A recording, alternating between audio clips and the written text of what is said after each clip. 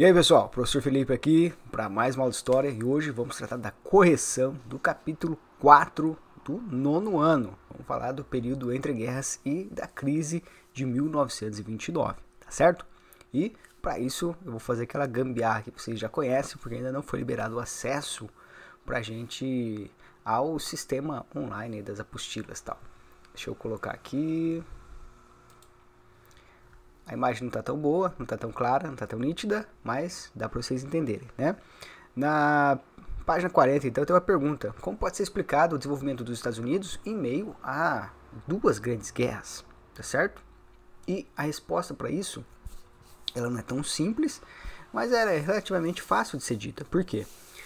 Principalmente, a gente tem que pensar no período entre guerras como um período em que, hoje a gente sabe que houve duas guerras mundiais, mas naquele tempo não se sabia. E, principalmente, a participação dos Estados Unidos na Primeira Guerra. Os Estados Unidos não entrou na Primeira Guerra Mundial desde o começo, 1914. Pelo contrário, ele entrou somente lá no final, 1917, inclusive para ser decisivo na hora da vitória. Até então, até 1917, os Estados Unidos vinha fazendo o quê? Sendo a grande fábrica do mundo. Enquanto os países europeus, as potências industriais europeias, como Itália, Alemanha, Inglaterra, França, Bélgica, Holanda, enquanto esse pessoal todo estava proibido pela guerra, né, de produzir, estava com dificuldades de produzir, os Estados Unidos estavam produzindo e estavam vendendo e exportando, inclusive para os dois lados da guerra, certo? É só no final que eles acabam entrando do lado da França e da Inglaterra e da Rússia, né? Lembrando que a Rússia sai, né, justamente por causa da Revolução nesse momento. E é uma coisa que aconteceu inclusive com o Brasil. O Brasil tentava tirar proveito dos dois lados também. O Brasil só entra na guerra um pouquinho mais adiante, tá certo? Então, isso inclusive tem a ver com a postura de países americanos que achavam que não deviam ficar comprando guerras europeias, comprando brigas de países europeus.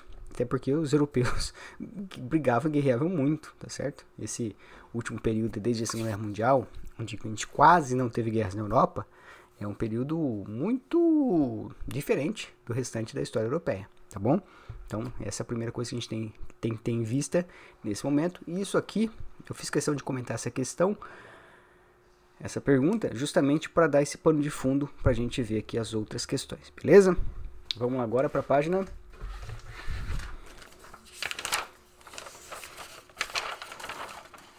44. Explique o que possibilitou os Estados Unidos se transformar na grande potência econômica mundial após a Grande Guerra. Bom, a gente tem uma questão importante aqui. Os Estados Unidos, né, além desse papel decisivo na guerra, quando chega o pós-Primeira Guerra Mundial, os Estados Unidos é um país vencedor da guerra, é um país que não teve praticamente 3 anos de destruição, de combate, de desgaste na guerra, como teve a Alemanha, como teve a Itália, como teve a França. Ele entra só no final, guerreia praticamente 1 ano, sai vitorioso. Os vitoriosos saem com indenizações de guerra, né, impondo dívidas sobre os alemães, por exemplo. E os Estados Unidos foi poupado de tudo isso, né? Além de ser vitorioso, foi poupado da destruição que países vitoriosos como França e Inglaterra sofreram. Tem outro fator, os Estados Unidos é que vai emprestar dinheiro para a reconstrução europeia. Eles vão ser os grandes credores mundiais durante a década de 20. Então, tudo isso explica o sucesso norte-americano, beleza? Questão 2. Os acordos assinados ao final da Grande Guerra favoreceram os Estados Unidos? Em caso afirmativo, explique como isso ocorreu, né? Então, os Estados Unidos saíram vitoriosos, como a gente sabe, receberam indenizações também, mas o fator principal é que eles não tiveram a destruição, não sofreram a destruição que França e que Inglaterra sofreram, por exemplo. Tá? Isso aí é mais importante de tudo, tá certo? E com isso são favorecidos pelos acordos, que é a pergunta em si, são favorecidos, como todos os países vitoriosos. Não tem nada de especial, um favorecimento especial aos Estados Unidos. Não, um favorecimento que a França teve, que a Inglaterra teve, tá certo? E que a Alemanha não teve. A Alemanha é a grande prejudicada por esses acordos, tá bom? Depois, questão 3. As crises econômicas até 1929 eram em geral marcadas pela carência, ou seja, pela falta de algo, dinheiro, alimentos, etc. A crise de 29, no entanto, é classificada como uma crise de superprodução, né? Ou seja, você tinha muita gente produzindo, muita coisa sendo produzida e pouca gente apta a comprar, certo? Inclusive porque faltava dinheiro, faltava empregos, inclusive porque tinha um crescimento em bolha, que nós já comentamos nas aulas, tá? Lembrando que isso aqui não é aula, tá? São correções comentadas. Se você quer aula sobre esse assunto, é só clicar no card aí e ir para aula, para as aulas que estão gravadas sobre esse assunto, beleza? Bom, diante disso, né? O que é uma crise de superprodução? É uma crise que o mercado, o que é o mercado? É o conjunto de pessoas que compram e vendem algo, certo? Então, quando a gente fala em mercado consumidor, é o mercado que consome, tá bom? Que é capaz de consumir. E era justamente isso que não existia nos Estados Unidos. Os salários eram muito baixos, isso facilitava a produção, né? Porque era barato você contratar gente para produzir, certo? Só que, por outro lado, o povo, no geral, não tinha dinheiro para gastar, não tinha dinheiro para consumir. Então, isso aí gerou uma crise de superprodução. Não foi só isso. Não só esse o fator que explica a crise de 29. Também tem o fator especulativo, das bolhas, né? Ou seja, empresas que eram criadas de fachada, né? Tinham ganhos lá exponenciais, né? Essa empresa aqui foi aberta semana passada e já está valendo tanto, né? A empresa não produziu um parafuso sequer, mas está valendo. Por quê? Ações especulativas na bolsa. Então, isso explica também parte da crise, beleza? Vamos lá para a página 47 agora. Descreva a cena representada no outdoor apresentada na fotografia. Para isso eu vou ter que mostrar a fotografia aqui antes. Vocês estão vendo aí, né? Uma fotografia que representa justamente um contraste, né? Uma propaganda de automóveis, onde as pessoas estão felizes, sorridentes, uma amostra do American Way of Life, né? O estilo de vida americano. Por outro lado, uma fila de desempregados, né? Então, o que faz a foto ser genial, mostrando essa contradição, inclusive as contradições fundamentais dessa economia americana naquele momento, que é você ter uma condição de produzir que era gigantesca, que era enorme, uma grande capacidade, porém as pessoas não conseguiam consumir, as pessoas, né, em desemprego, e pensava-se muito na indústria, no lado da produção, mas não pensava-se no lado das pessoas. Então, descreva a cena representada no outdoor, né? Então, de um lado, no outdoor a gente tem uma família americana vivendo feliz dentro do seu automóvel, um dos ícones, né, do estilo de vida americano, e abaixo a gente tem uma fila de desempregados. Qual é a ideia que o outdoor pretende difundir? O outdoor em si pretende, né, justamente mostrar um modo de vida americano, tá? Espera aí que eu já vou ajeitar a câmera aqui, pessoal. Pretende justamente mostrar as benesses, né, as coisas boas do estilo de vida americano. Já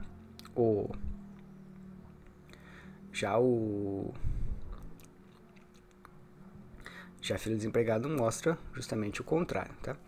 Deixa eu ficar bem relando no fio aqui, tem esse problema na câmera, mas vamos lá. Qual a ideia depois da 3, né? Há uma contradição entre a mensagem do outdoor e a fotografia? Totalmente, né? Já chamei a atenção isso aqui desde o começo, que é, de um lado, você mostrar uma vida feliz, em família, com itens tecnológicos, que trata o estilo de vida americano, mas a realidade é o povo desempregado, passando fome, passando necessidade mesmo, e formando grandes filas de desempregados, filas para sacar dinheiro em bancos, né? Bancos falindo, aquela toda questão que a gente já viu. Depois temos um gráfico aí, né? Vocês desculpem essas marcações aí. Meu filho acabou invadindo o escritório aqui um dia desses e pegou a apostila para dar uma pintada aí com marca-texto, né? Vamos lá. Tem lá as questões, depois agora a alternativa correta. A alternativa correta é B, né? Todas estão certas. Todas as 3 afirmativas aqui, 1, 2 e 3 ao lado, estão corretas, tá certo? Eu não vou gastar muito tempo aqui não. E vocês podem, o que vale a pena observar aqui, é o índice aí do gráfico, né? Como ele chega no auge lá em 1928, 29, cai totalmente até 1932, né? Cai bruscamente e começa a ter uma recuperação a partir de 33, justamente quando a gente tem a implantação do plano New Deal, né? O plano lá do Franklin Delano Roosevelt, inspirado nas ideias do Keynes. Depois a gente vai ter lá, finalmente, a página 49 e a página 50 para acabar esse capítulo aqui, beleza? Estamos com 10 minutos, está ficando tempo razoável. Vamos lá. 1. Os produtos criados nas fábricas de automóveis podem ser compreendidos como símbolos do American Way of Life? Qual é o significado dessa expressão? O significado é modo de vida americano. Os produtos de uma fábrica de automóvel podem ser compreendidos? Sim, a gente viu inclusive no outdoor que aquilo faz parte da ideia do ser americano, tá? Opa, deixa eu tentar dar foco aqui. Aí. Então, os automóveis são um dos grandes responsáveis pelo estilo de vida americano, por difundir esse estilo de vida americano. Se a gente for lembrar, né, e se vocês observarem, é possível que vocês verem vários vlogs, vídeos, reportagens sobre cidades europeias. E vocês vão ver que várias cidades, né, na Itália, na Espanha, na França, são cidades que não tem nem rua para você passar com o automóvel. São cidades que têm enormes praças, que às vezes passam até linhas de metrô, bonde e tal, mas não são cidades pensadas para o uso do carro. Até porque são cidades que têm algumas séculos de existência, outras até milhares de anos, né, como Roma, que tem praticamente 3 mil anos. Então são cidades que não foram pensadas para automóveis. E logo, não quer dizer que não exista carros na Europa, existe sim, né? Várias cidades foram adaptadas e tal, mas ela não se circula com tanta facilidade quanto as cidades norte-americanas, que foram justamente pensadas para o uso do automóvel. O automóvel virou símbolo da cultura norte-americana. Por outro lado, tá? Não vai pensar que na Europa, nos Estados Unidos não tem trem, né? Eles usam muito transporte de trem, usam muito outros tipos de transporte também, mas o carro virou símbolo, né? Inclusive, símbolo, essa ideia do American Way of Life está muito ligada aos produtos industriais e ao cinema como grande veículo de difusão desses produtos e desse estilo de vida americano. Então casava-se muito bem, né? Quando a gente quer associar ideias de liberdade, né? O carro, ele é muito mais fácil para você fazer essa associação, né? O carro, a motocicleta, do que o trem, por exemplo. O trem você tem que obedecer os horários. O trem você tem uma multidão para entrar e para obedecer aqueles horários. O carro não, você pega o teu carro e vai para onde quiser, né? Se as condições da estrada tal permitir, mas enfim, mesmo que não tenha uma estrada, dependendo do terreno você consegue andar, diferente do trem, de outros transportes. Então, o carro virou esse ícone de liberdade também que os americanos pretendiam difundir através do seu estilo de vida, beleza? Vamos prosseguir aqui.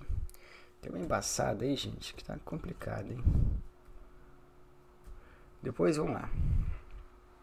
Bom, já que embaçou mesmo, vamos fazer o seguinte. Deixa ele em mim aqui, que eu vou ficar mais confortável. Lembrando, estamos na página 49. 2. Em que consistiu o American Way of Life na década de 30? Consistiu o quê? No consumo de produtos industrializados, massificados, baratos, tá? Graças às benesses da industrialização em massa, inclusive também graças aos baixos salários que eram pagos nos Estados Unidos. Mas é bom a gente falar, né? Teve uma crise de consumo depois por causa disso, inclusive por causa dos salários baixos. 3. Qual a relação entre produtos criados nas fábricas de automóveis e o American Way of Life? Bom, o automóvel é um dos grandes símbolos, tá? Já falei bastante disso, né? Mas vale mencionar aqui o Fordismo, né? Que é um estilo de produção baseado na linha de montagem, onde você tem lá uma esteira e você tem o produto que passa pela esteira. E a cada momento, um determinado operário realiza uma pequena tarefa naquele automóvel. E foi o Henry Ford que criou esse estilo de montagem, tá ligado à fábrica da Ford, inclusive saiu do Brasil aqui agora, né? E esse estilo de montagem, portanto, ele é muito importante. Ele mudou a história da industrialização no mundo, não só nos Estados Unidos. E então o American Way of Life tem a ver com isso. Não só nos produtos de consumo, mas também no estilo de trabalho, né? Quando a gente passa a pensar em Estados Unidos, a gente passa a pensar ainda em trabalhadores da indústria. Ao contrário de outros países, que a gente pensa, então, em trabalhadores da zona rural, né? Outras profissões. Pois lá, 4. A quebra da Bolsa de Nova York é tradicionalmente relacionada à crise de 29 e posteriormente à Grande Depressão. Explique as razões que levaram à queda da Bolsa de Nova York em 1929. Então, vamos lá. Eu vou resumir aqui, tá? Vocês não precisam ficar estender muito. Especulação financeira é uma das causas. Superprodução é outra. Baixos salários pagos aos trabalhadores americanos é outra das causas, tá? O baixo salário ajudava os industriais a produzir mais e produzir de forma mais barata. Por outro lado, sobrava poucos cidadãos com condições de consumir, certo? Então, aí que tá. A ciência da economia é uma ciência de ajuste fino. Você tem que achar o ponto ali adequado para chegar entre pagar um salário que seja atrativo para o industrial, para as pessoas contratarem empregados, mas ele não pode ser muito baixo, porque senão as pessoas não vão consumir. E é tudo uma roda, tá? Então, vamos pensar assim. 5. Quais as consequências imediatas da quebra da Bolsa de Nova York? Bom, uma das consequências imediatas foi corrida bancária, desemprego, depois fome, certo? Falências de milhares de empresas, não só nos Estados Unidos, mas também pelo mundo, Brasil, Europa também, tá certo? Então são consequências importantes. Pois lá, na página 50 agora, questão 6. Explica o impacto da crise de 29 para a economia brasileira. Bom, a economia brasileira, ela era dependente do café. Até esse momento, o café, desde lá do Segundo Reinado, era o grande produto de exportação brasileiro, o grande responsável então, por trazer moedas estrangeiras para o Brasil, tanto dólar quanto libras, por exemplo, ou francos. Essas outras moedas ainda eram importantes naquele momento, tá? Os Estados Unidos estavam despontando, tal, mas não era tudo isso ainda. Mesmo em 29, né? Já era o principal país do mundo? Já era o criador da Europa? Já. Mas ainda tinha contratos celebrados em libras, em francos, que era a moeda da França, tá? Então ainda havia essas outras moedas, elas ainda tinham muita importância.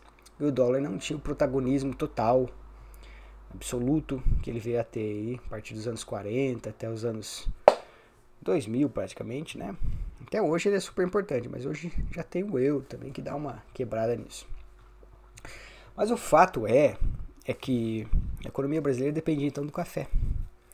Uma vez que os Estados Unidos eram o maior comprador de café do Brasil, praticamente 60% da produção era vendida aos Estados Unidos, e esse comprador ele quebra, você não tem o que fazer então basicamente com 60% da sua produção.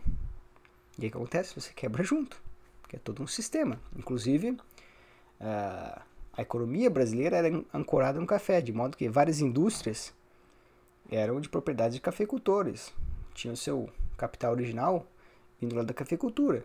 Então, isso aí gerou muitos e muitos problemas, certo?